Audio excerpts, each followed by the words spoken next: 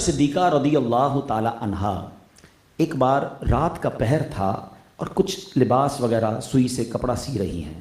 آج کل تو لائٹیں ہیں، اس زمانے میں تو چراغ ہوتے تھے، اور اب جو انٹیریئر کے ایریا ہوتے ہیں وہ نائٹ بھی بڑی ڈارک ہوتی ہے، رات بڑی اندھیری ہوتی ہے۔ اب کیا ہوا کہ بی بی عائشہ فرماتی ہے کہ رات اندھیری تھی اور میرا چراغ بھی گل ہو گیا، چراغ گل ہو گیا اور سوئی میرے ہاتھ سے گر گئی۔ اب ٹرائی ٹو انڈرسٹینڈ، اگر یہاں بھی سوئی گر جائے تو ڈھونڈنا آسان نہیں ہے اتنی روشنی میں، مگر اگر اندھیری رات ہو چراغ بھی گل ہو جائے تو سوئی ڈھونڈنا اٹس نیکسٹ ٹو امپاسبل۔ مگر وہ کہتی ہیں کہ اتنے میں میرے آقا مدینے والے مصطفیٰ نور والا چہرہ لے کر میرے کمرے میں تشریف لے آیا ہے۔ اچھا دیکھیے، ایک بات سمجھنی ہے، پیارے آقا کے چہرہ انور سے نور کتنا نکلتا تھا۔ آج بھی کسی کا برائٹ چہرہ، خوبصورت چہرہ دے کر ہم کہتے ہیں ماشاءاللہ بڑا خوبصورت چہرہ ہے، نورانی چہرہ، یہ اور چیز ہے۔ نبی پاک کے چہرے سے لٹرلی نور کی کرنیں نکلا کرتی تھی، اور کتنی نور تھی کہ بی بی عائشہ صدیقہ فرماتی آقا کمرے میں آئے، اتنا اجالا ہوا کہ میں نے اپنی کھوئی ہوئی سوئی آقا کے نور کی روشنی میں تلاش کر لی۔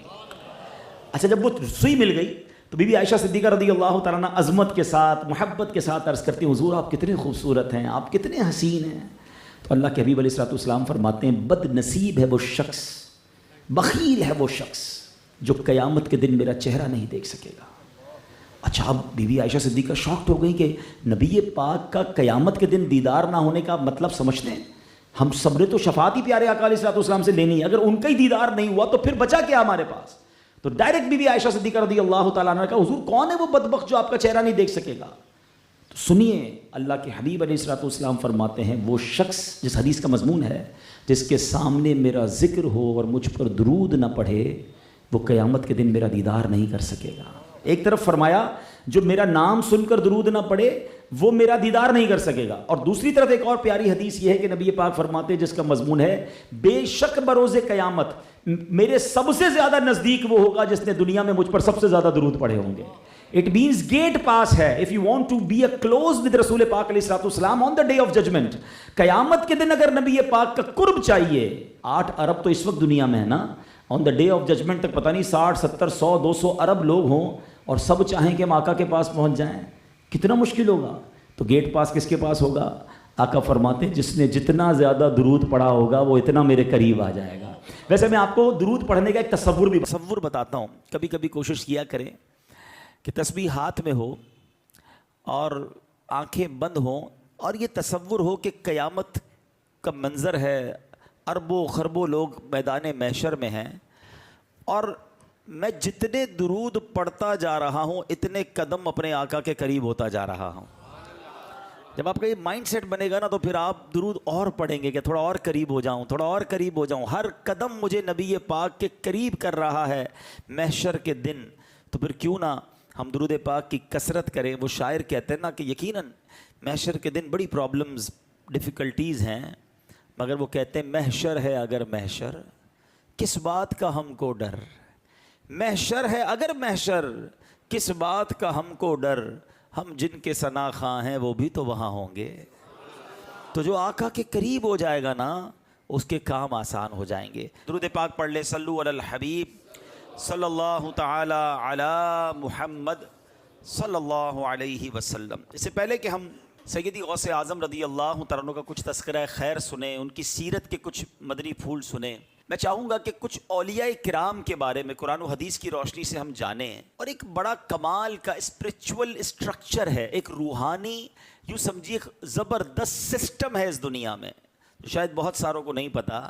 ہمارے ملک کا سسٹم ہوتا ہے کہ وزیر اعلیٰ ہوتے ہیں، صوبے کے گورنر ہوتے ہیں، پھر وزیر اعظم ہوتا ہے، پھر صدر ہوتا ہے، پھر کچھ ممالک کا آپس میں اتحاد ہوتا ہے تو کوئی کانٹیننٹ کے بیس پر یا جناب بہت بڑے خطے کے بیس پر اس کی کوئی آرگنائزیشن بنتی ہے۔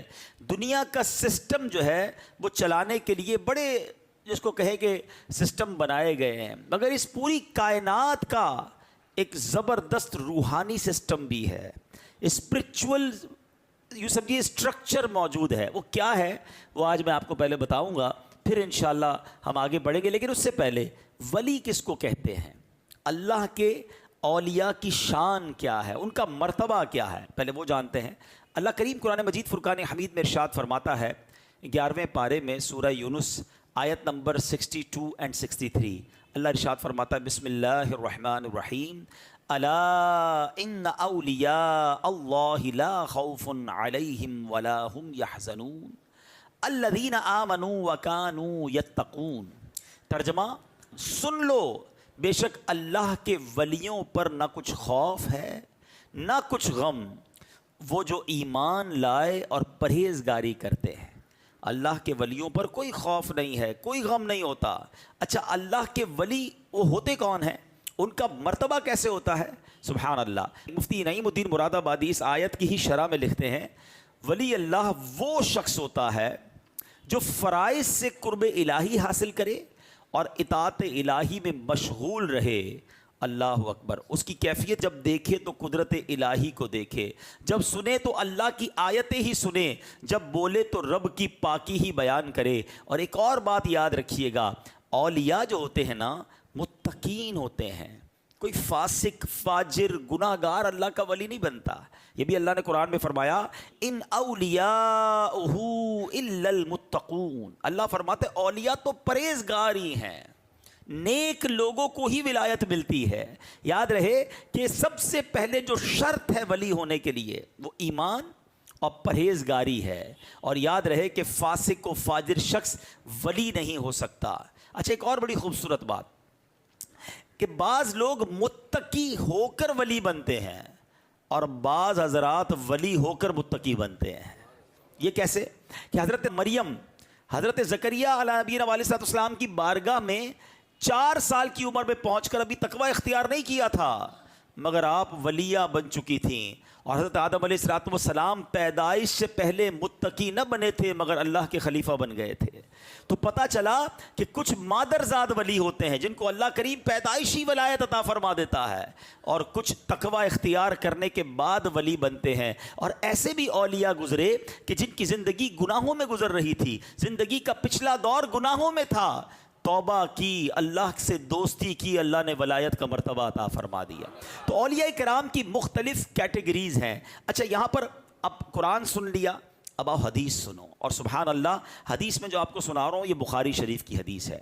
اللہ کے حبیب علیہ السلام فرماتے ہیں کہ اللہ عز و جل ارشاد فرماتا ہے، وہ حدیث جس میں رب کا فرمان نبی پاک سنائیں اس کو حدیث قدسی کہا جاتا ہے۔ ٹھیک ہے، اللہ فرماتا ہے میرا بندہ فرائض کی ادائیگی کے ذریعے جتنا میرا قرب حاصل کرتا ہے اس کی مثل کسی دوسرے عمل سے حاصل نہیں کرتا، اور میرا بندہ نوافل کی کثرت سے میرے قریب تر ہوتا رہتا ہے، یہاں تک کہ میں اس کو اپنا محبوب بنا لیتا ہوں۔